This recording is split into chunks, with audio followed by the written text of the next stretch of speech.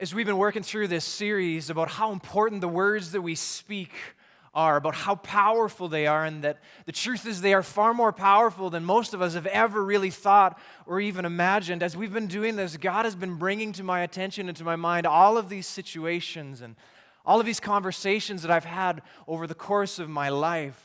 And each time I look back and each time I see through the lens of these truths from Scripture, I see the same thing, that this is incredibly true. Have you found this in your own life? Have you been realizing how important and powerful your words are? Or am I the only one? Have you realized how much weight they carry and how many seeds they plant in your life and in those around me? And it has just blown me away to see how true this has been right from when I was a kid until now, and the way and the things that have formed me and have shaped me into who I am. And thankfully, of all these conversations and of all these stories that God has brought to my attention, not all of them are about me. Because most of the time I stand up here and I tell you stories about how I screwed something up and that God had to show me how to fix it, or I made a mess of something and God had to rescue me from it. But for once this morning, God gave me a story about how somebody else's words got them in a heap of trouble. Now, I see the look on all of your faces. Don't worry, it's not about any of you in this room right now. But God brought me a story of somebody whose words bit off far more than they could chew. Have you ever had that happen? Have your words ever gotten you into trouble before? Well, then you'll understand just a little bit about this story this morning. I had just graduated from university, and a good friend of mine decided he was going to drive me home from the college that was just outside of town. And I remember I hopped in his truck and I gave him directions of how to get to my place. And there was nothing special about the ride home. Everything went according to plan like it had 100 times up until now, until the very end. As we were just getting off the highway, I remember he pulled off onto a side road. And this was a side road where there was nobody else on it. And as soon as we got off, he decided somehow inside of his head that he was going to show off just a little bit. Remember, we stopped on this little road, and in his truck, he looked over at me, and then he pressed the gas all the way to the floor, and he was going to show me exactly what his truck could do. And I remember I sat there beside him, looking at him, wondering why in the world he thought this was going to impress me. Because this truck was nothing special. This truck was a 10-year-old, run-of-the-mill, half-ton that everybody else's grandfather has and drives. And he had done nothing special to it, and it was no different than every work truck that you see every day on the road. But he decided he was going to show me what it could do.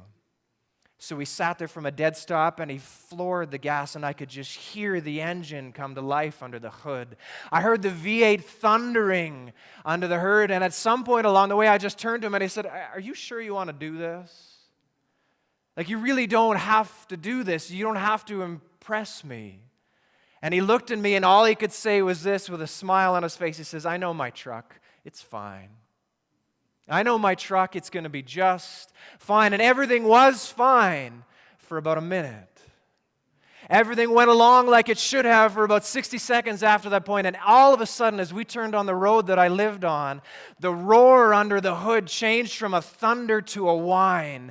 Then there was this sputtering and choking sound. And then there was a sound of shattering metal that I have only ever heard once in my entire life. It sounded like somebody had taken a marble and dropped it in a blender and hit start.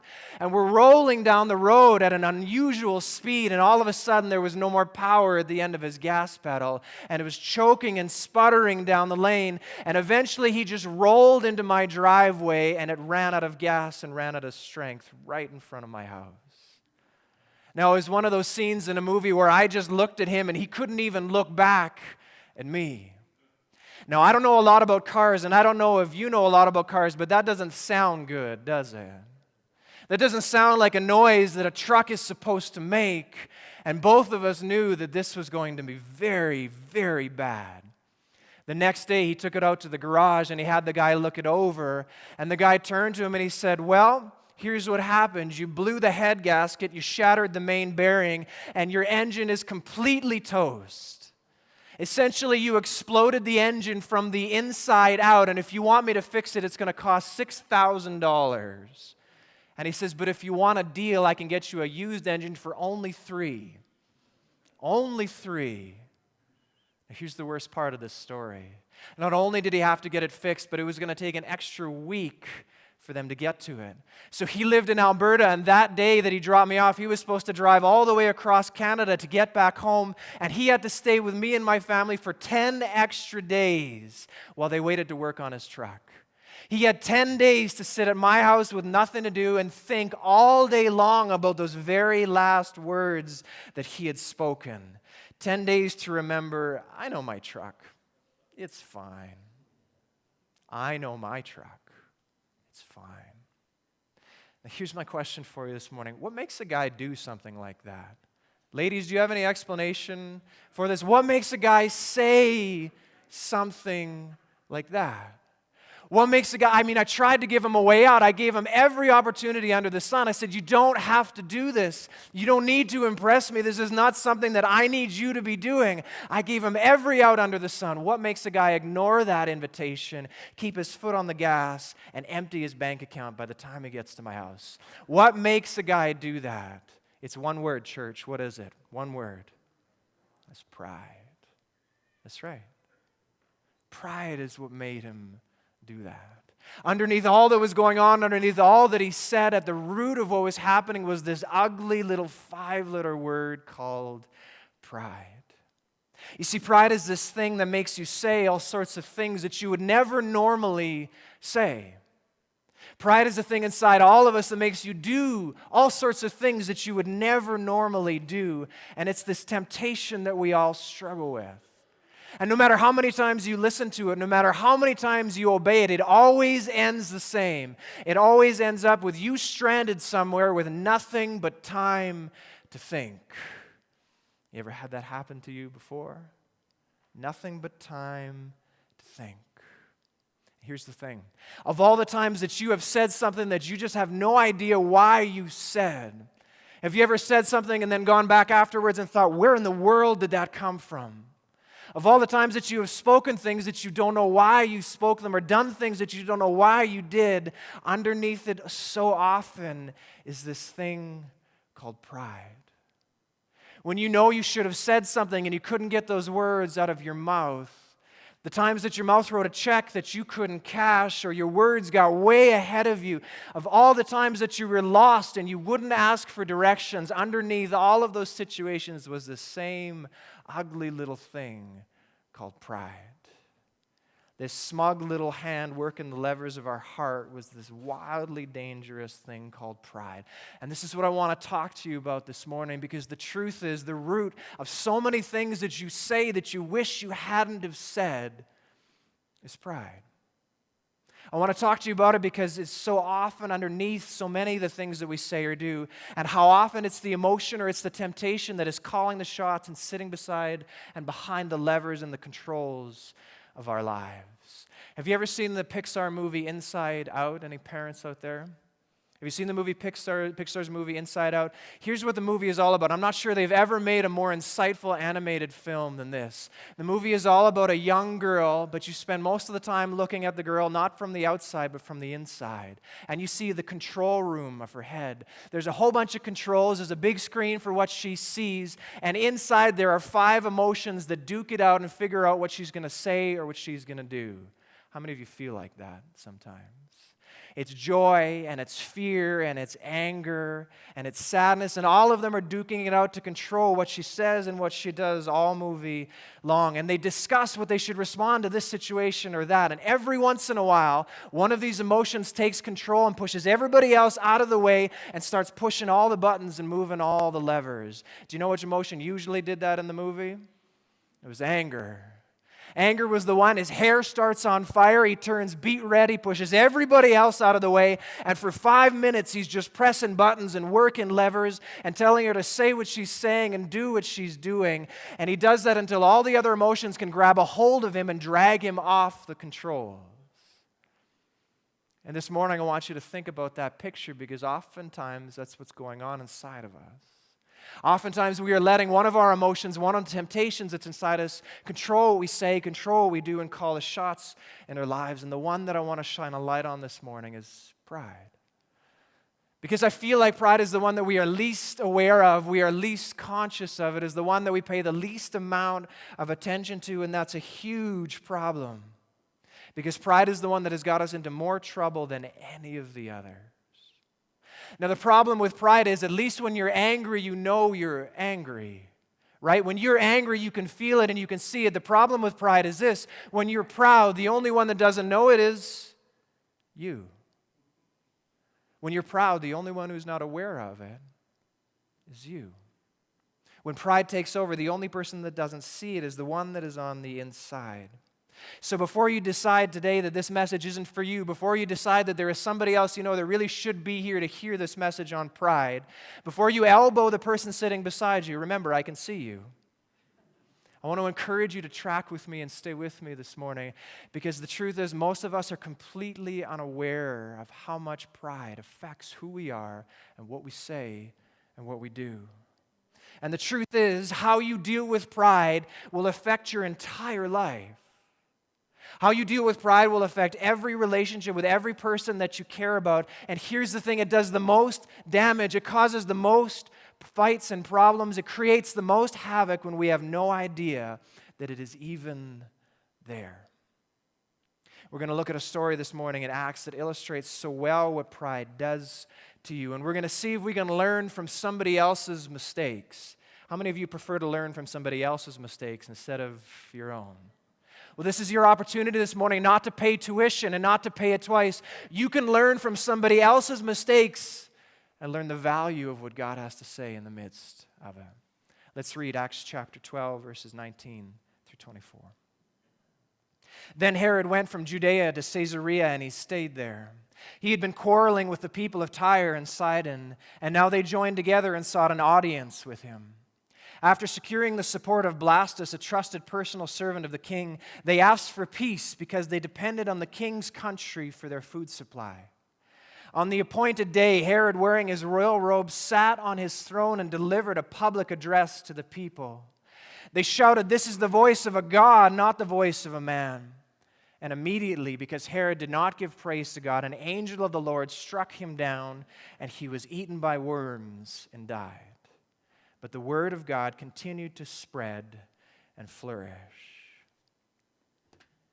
I don't know if you've heard this story before, but this is a fascinating story. And the story is about Herod, but chances are it's not the Herod that you're thinking of, because there were a whole bunch of kings named Herod in the New Testament. There was Herod the Great, who was king when Jesus was born, but there was a whole bunch more, all descended from him. And this was Herod Agrippa. I believe it was his nephew. And this Herod was a ruthless and an evil man. And if you read the first part of chapter 12, you find out that he had already had James, the brother of John, murdered, and he had locked up Peter in prison, and he was probably going to do the same thing to him because the Jews enjoyed it so much, and he is terrorizing the church. And you have this violent, ruthless guy who cared nothing more than only about himself. Now, the cool thing about this story is I've actually been to where this story happened. I've actually stood where all of this story has taken place. It's a place called Caesarea Maritima, and it's in Israel. And I have stood in the theater where it actually happened, and I want to show you a picture of it. Archaeologists have dug, and they have dug down deep enough to find out exactly where this theater that Luke talks about was in Caesarea. It's a beautiful port city right on the Mediterranean Sea, and this was exactly where this story happened. Isn't that neat? Herod's throne would have sat somewhere there at the bottom, and all these people from Tyre and Sidon and all of these other special guests would have stood there in the stands, and this entire story playing out right until the very end, where he doubles over in pain, would have happened right here and right in front of you. There was this theater, there was a huge amphitheater, almost called a hippodrome, where they used to have horse races and all sorts of ruins that you could walk through. And if you want to know what kind of guy Herod was, this is what spoke to me when I was there. If you want to know just what kind of guy this Herod was, all you have to do is look at his swimming pool. Do you see the swimming pool there cut right out of the rock? This was Herod's personal swimming pool. Now here's my question for you. What do you notice about this swimming pool here? What do you notice all around it in every direction? You notice the Mediterranean Sea, right? You notice this big, beautiful, open body of water. And if you were to walk 100 feet to the right or 100 feet to the left or in any direction, you would have gorgeous beaches that you could sun on and that you could swim in. But for Herod, that wasn't good enough because regular people used those beaches. He had to have his own swimming pool cut right out of the rock. And do you know what it was fed by? It it was fed by fresh water because this saltwater thing wasn't good enough for him. They trucked fresh water in from miles and miles away along these Roman aqueducts built just so he could have a beautiful swimming pool all by himself. Can you say ego? This was his own personal bath. Now, Luke was telling us that this was the kind of guy he was, and he was quarreling with the people of Tyre and Sidon. He was constantly fighting with them. Galilee, where Herod rules, was like Chatham, Kent, and it grew for the world. It was the breadbasket for nations in every direction all around them. And Herod used to grow food, and when he was upset with another country, he would cut off the food supply. So Tyre and Sidon begged him to give them the grain that they needed. They secured support with Blastus, his personal servant, the guy who ran his bedchamber, and they convinced him or bribed him somehow to let Herod meet with them. So on the appointed day where they finally got this meeting, they got together, and this is where the story gets really interesting. This is where you get a sense and you get to know just what Herod Agrippa was like. The time came for the meeting, and Herod didn't just book a room and serve a continental breakfast. He didn't just set up some tables and some chairs. He hatched this elaborate, self-absorbed plan to wow his guests and to impress his neighbors. Luke tells us that he put on his royal robes and he sat on his royal throne and he gave an address to the people. But Josephus was a historian from back then, and he says it was way more than that. That morning when Herod got up, he put on his silver-plated robe, a robe made entirely of hammered silver. And he timed the meeting so that when they all met in that amphitheater, the sun was just peeking over the edge of the horizon. And as he was speaking to the people, the sun started to glitter off of his robe. And Herod stood there radiating, luminescent, and delivering this grandiose address to everyone that was watching. It takes a lot of effort to pull off something like this. Herod is standing there speaking this address to all of the people about how great he is and how powerful he is. And as he's speaking, the sun is glittering off of his beautiful silver gown. And everyone around him is so amazed and so impressed, or they're so desperate for him to let them have the grain that they need, they start shouting something. Did you catch what they were shouting in the story? They all start shouting this thing to Herod, and this is what they said. They said, "This isn't the voice of a man. This is the voice of a God." Have you ever been in a situation where this has happened before? Is this not outrageous? Everyone around is watching him glow in front of them as he's orchestrated this perfect plan to impress all of these people. They're watching him stand there and give this address, and as he's finished, everyone starts shouting, "This isn't the voice of a man, this is the voice of a God." And when Herod hears this ridiculous statement, when he hears them shouting his name and calling him a god, what does Luke tell us that he said? What does he say to all the people after he's been talking all morning when they finally call him a god? What does he say? Nothing. He says absolutely nothing. He says nothing to correct them. All he does is he sits back in his throne with a smile on his face, and he enjoys every single moment. Now, no matter how many times I have read this story, no matter how many times I think about it, I cannot understand what is going on in his head in this very moment. No matter how many times I have rehearsed this story in my head, I can't figure what is going on in someone else's head. To have other people in an audience start shouting, "This isn't the voice of a man, this is the voice of a God," and to think to yourself, yeah, that sounds about right. Is there not something wrong in someone's head to think that? If someone called you a god, would you turn to them and say, "That sounds about right"? It'd be the last thing on your mind. And yet that is exactly what Herod does in this moment.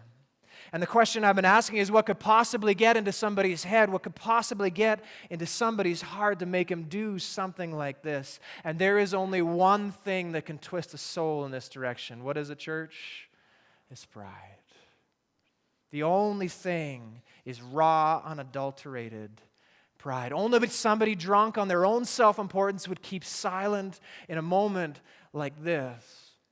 And Luke tells us that because Herod didn't immediately give glory to God in that moment, because Herod didn't immediately praise God, instead of accepting this glory and praise for himself, God struck him down right there. And then it wasn't tomorrow, it wasn't the next day. He struck him down right as he sat in his throne. He doubled over in pain, and they had to drag him out. Now, I've read a story about this, a medical doctor talking about just what condition he had, and we're told that he died 5 days later. And there's a story about being eaten from the inside out with worms, and I would give you the details, but I honestly can't this morning. You wouldn't be able to eat lunch afterwards. That is how gruesome and how ugly the end of Herod Agrippa was. And the end of his life traced back to one solitary moment where he accepted the glory that was only due to God for himself. Now, Herod's story actually teaches us a few valuable things about the nature of pride. It teaches us a few things about what pride does to you and what it actually does inside all of us. And the first thing that we notice from the story really is this: pride makes ridiculous things seem like good ideas. Have you ever noticed that before? Pride makes ridiculous things seem like good ideas. Let me ask you this. How many of you would show up at work tomorrow morning? I want you to seriously think about this. How many of you would show up at work tomorrow morning dressed in a silver-plated gown, glittered with all of your self-importance, go to the east side of your office building, wait until the sun is rising and catching the rays upon you, then gather together all of your coworkers and deliver a grandiose speech to them about how great you are? How many of you would do that on Monday morning tomorrow? Does that not sound like a ridiculous idea?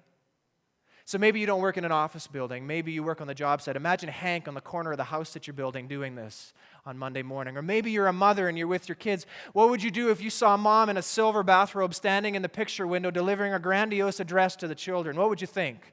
You'd think she had lost her mind, wouldn't you? Or that she hadn't had her coffee yet that morning. You would think that something distinctly, terribly had gone wrong. And yet Herod seemed to think in that moment that this seems like a good way of dealing with this situation. He seems to think that this was the right response for people coming to speak with him, that he should dress like this and talk like that and orchestrate like this. How many of you think that's a good idea? That is crazy. And yet this is what pride does to you, and this is what pride does to me. It makes ridiculous things seem like a good idea. It makes ridiculous situations seem like a good idea to follow. And maybe you're all sitting there thinking, well, I'm not dumb enough to pull a stunt like that. I'm not proud enough to put myself in a situation like that. But you know what? Scale doesn't matter. In small ways and in large ways, pride does this to all of us. It makes ridiculous things to say or ridiculous things to do seem like great ideas. You say things that you would never normally say. You do things that you would never normally do. You show off in a truck that really can't handle what you're asking it to pull off. Because pride has this way of distorting reality, of tilting the scales, of making you think that ridiculous things are good ideas. Here's the even more interesting thing that pride does to us that we learn from this story, is that pride actually rewires your mouth. Pride has this way of rewiring your mouth in a completely different way. If you read this story carefully and if you pay attention and take a good look about when Herod spoke and when he remained silent, you're going to notice something amazing. If you read whenever Herod spoke in this story and whenever he remained silent, this is what you're going to realize, is that he did it always at the wrong times. He did it every single time at the wrong moment. It's almost funny because every time he was supposed to be quiet, he spoke, and every time he spoke, he was actually supposed to be quiet. When he met with the leaders of Tyre and Sidon, that was the time to be what? That was the time to be quiet. They sought an audience with him. They had a request from him. They wanted to talk to him about something, so that was the time for Herod to sit back and to listen instead of speak first and listen later. That was the time for him to be quiet, but what does he do? He produces a grandiose speech to all of them in that moment. And yet you read a few verses later about when he started to be quiet, and that was the moment that he should have spoke.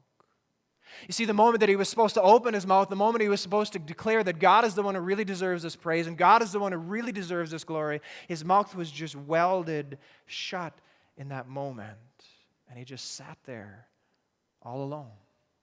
It's curious because somehow in this story, pride didn't just rewire his heart, pride rewired his mouth, and it switched the leads. Every time he is supposed to speak, he is quiet, and every time he is supposed to be quiet, he speaks. And what I want to tell you this morning is that pride does this exact same thing with you and does this exact same thing with me. The times in your life that you are supposed to speak, it encourages you to remain silent, and the times that you are supposed to be silent, it gears you right up for a speech. And maybe you're wondering, well, what that looks like in your life. Well, think about it this way. When you know that you have done something wrong, when you know that you've made a mistake and you have hurt someone you love, and all you have to do is say you're sorry, All you have to do is apologize to this person that you care deeply about. Pride is that thing that locks the deadbolt of your mouth and doesn't let that apology out. Pride is the thing that refuses to allow you to speak the thing that in that moment you know that you are supposed to speak. Now, it never feels like pride in the moment. It absolutely never does. It doesn't feel like pride. You feel anger, or you feel resentment or injustice. You feel all sorts of other things. But if you could see inside your heart, and if you could see the control room, the one that was sitting beside the levers and the buttons is pride. He's the one that won't let you say that thing that you know that you're supposed to say. He's the one sitting in the seat. He's the one running the show. Now, this happens to all of us when somebody says something that wounds us, when somebody says something that cuts us somewhere, and we overreact. And we overreact by talking more and more about this thing and making sure that everybody else in our life knows that I'm okay. I'm okay, and my kids are okay, and my family's okay, and my job is okay. Everything is great. The thing that continues to overreact when people say negative things to us is the same thing called pride. Maybe this one will resonate a bit more with you. Pride is a thing that when you are lost makes you refuse to ask for directions. I see wives laughing more than husbands at this point.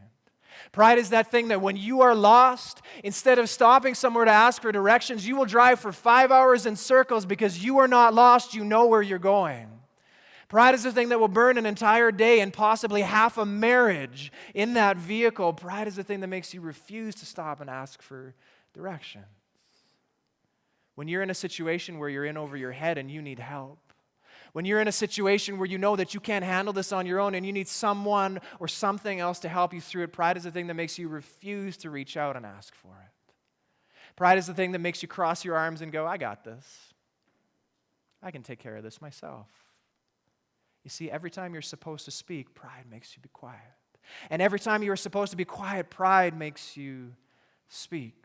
Pride is the thing that keeps encouragement from coming out of your mouth when you don't want to over-encourage someone. Do you ever feel like someone has ever over-encouraged you before? Have you ever felt like that? That was too much encouragement. I've had enough, thank you very much. And yet how many times do we think that? I don't want to inflate them too much. Every time this is pride working the levers of your heart saying, you don't need to say that. I know they did a great job, but you don't really need to tell them that. You don't really need to encourage them. And it stops this flow of life that should be coming out of our mouth, and it seals it inside the gates. Seals it inside our hearts. Every time that you should speak, pride makes you sit and listen. And every time you should be sitting and listening, pride is the thing that makes you open your mouth. And here is what happens. Here's what happens. Over and over again, we end up inadvertently and unaware, we end up giving pride the keys to our mouth, and we end up letting pride decide. We let pride decide what we say and when we say it. We let pride decide what we don't say and when we won't say it. My invitation to you this morning, my challenge for you this morning, as we have been talking about words, as we have been talking about the power of words, is to examine underneath the things that you say how often it just maybe might be your own pride. My challenge to you is not to let pride decide what you say and when you say it. Now, I want to give you just 2 ways to fight back, 2 ways to battle this thing that every one of us has, whether you realize it or not. I had a conversation with someone this week, and I was telling them what I was preaching about, and I said, so where do you find pride in your life? And it was just quiet for about a minute or two, and I realized that most of us have absolutely no idea where it is lurking. You can probably pick out 3 things that I don't even see in my own life. So I want to give you 2 ways to fight back with what pride does and how it controls us. And the first one is this, is to call it out. If you want to fight back at what pride is doing in your life and doing in your heart, the first step is to call it out, because the hardest challenge when it comes to pride is to identify it and to name it and to shine a light on it. Because pride actually thrives in the shadows. Pride thrives where it's unaware and nobody knows that it's there, and it is the one behind the scenes pulling the levers and pressing the buttons. The best and most effective thing that you can do is to find a way to identify it, to name it in your own life, and to call it out. If you can't see it, you can't free it. Makes sense, doesn't it? A surgeon can't cut out a tumor if he can't see it, and you and I can't cut out pride in our lives if you can't see it and call it for what it is. So the first and the most important step in this process is to name it, is to ask God to show you where in your life you might have this thing lurking, where it is making you say things that you would never normally say and do things that you would never normally do. Maybe you remember this prayer from David. He says, "Search my heart, O God, and see if there is any offensive way in me." This is a powerful prayer that David prays. And do you know why it's so powerful? Because it is based on the humility to know that there are things inside me that I cannot see. There are things inside me that I am not aware of, so we turn to God and we say, "God, you x-ray us, you give us an MRI. You look inside my heart and you tell me where pride might be lurking that I don't see it. Search my heart, O God, and show me if there is any offensive way in me." Ask yourself when you say something that you don't know where that came from, ask yourself, where did that come from in my heart?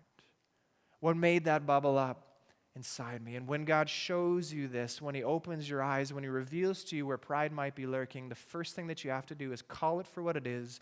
Don't let it go by any other name. Don't let it escape as your own self-preservation or as anger or injustice. Call it for what it is so that you can identify it and call it out. Are you with me so far? Second thing is this. This is what I want to encourage you and challenge you to do, is to uncross the wires. Uncross the wires. If pride has rewired your mouth so that when you are supposed to speak, you listen, and when you are supposed to listen, you should speak. If pride has crossed the wires, then the first thing that you need to do is you need to uncross those wires.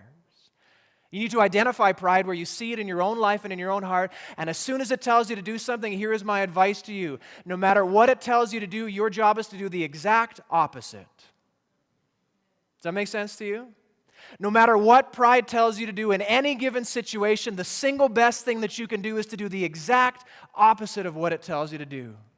To run in the other direction. If it says turn left, you turn right. If it says forward, you go back. If it says speak, you should listen. The best advice I can give you is to disobey everything it tells you. When it tells you to be quiet, the best thing to do is just start talking. Is to open your mouth and start complimenting someone or encouraging someone or apologizing for whatever it is. And every time you do something like that, when you are faced with this decision, you will weaken its hold on your heart.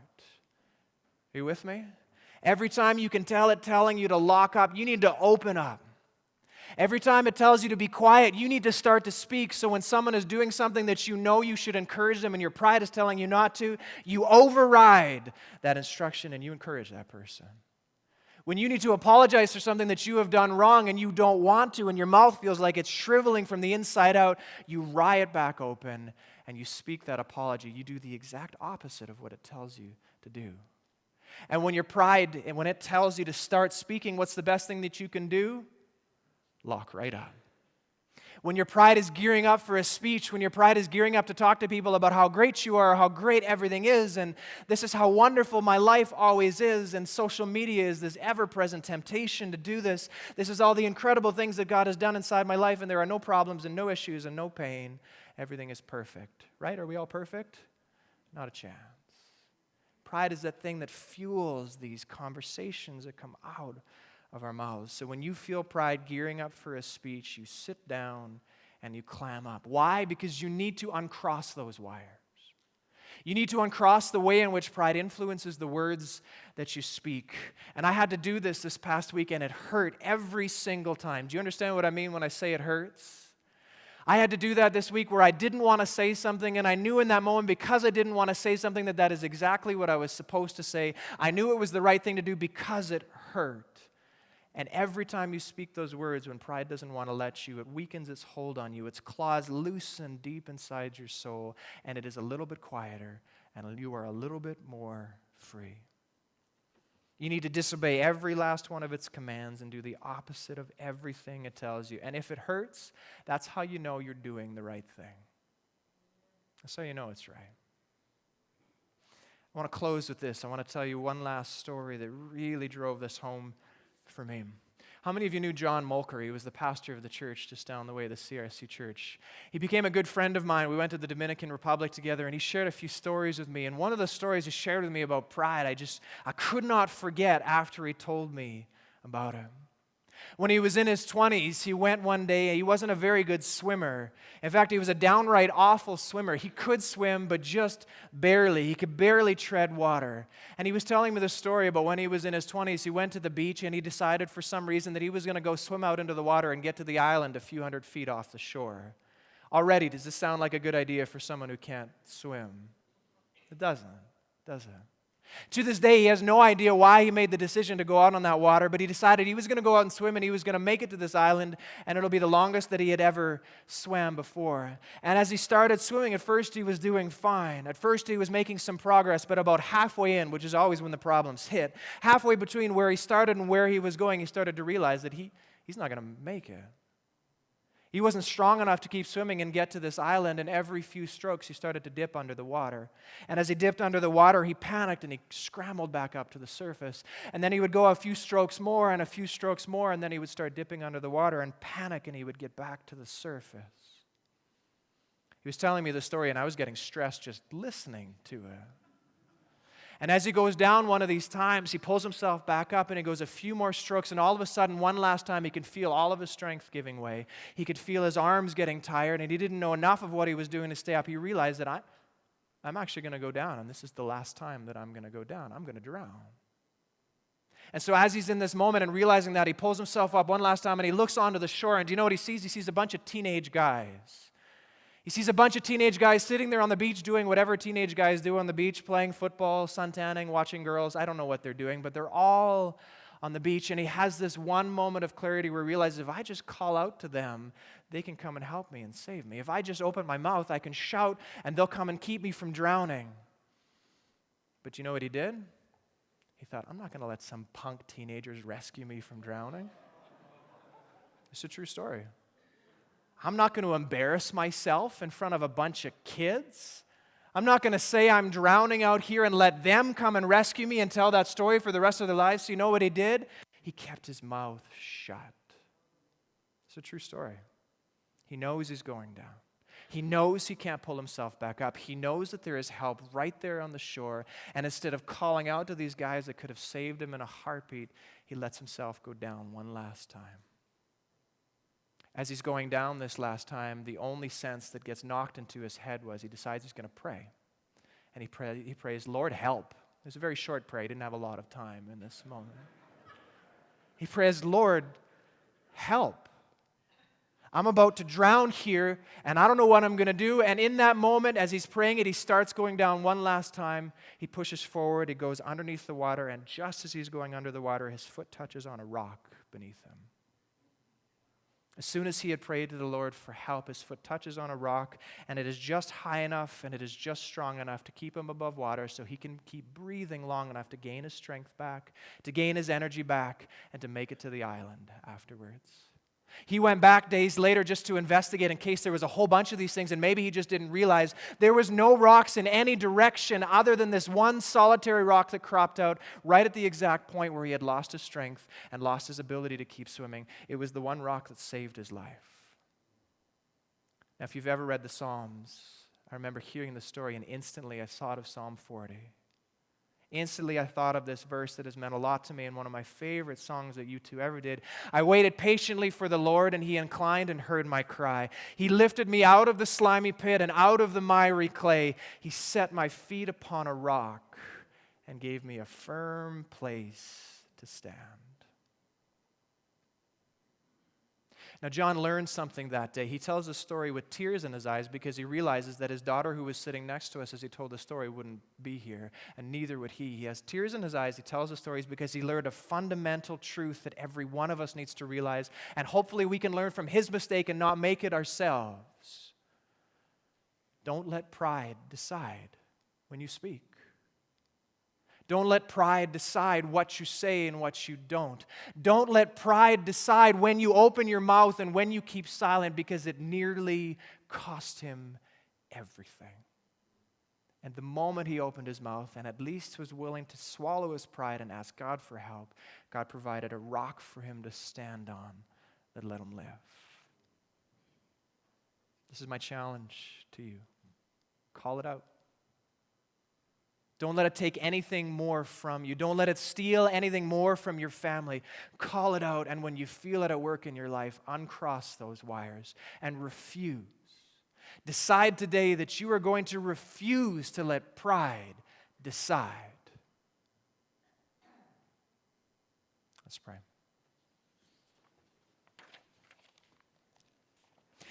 Father, we thank you that you are gracious and kind, and you hear even those prayers we pray as we are sinking in the middle of a water that we got ourselves into, and that we refuse to let others help. God, we thank you that you are a good and a gracious God, but my prayer for every one of us in this room is that we would learn from other people's mistakes, that we would not have to pay tuition twice, and that we could decide today that we will no longer let pride rule the words that we say and what we don't, and we will no longer let pride decide. In Jesus' name.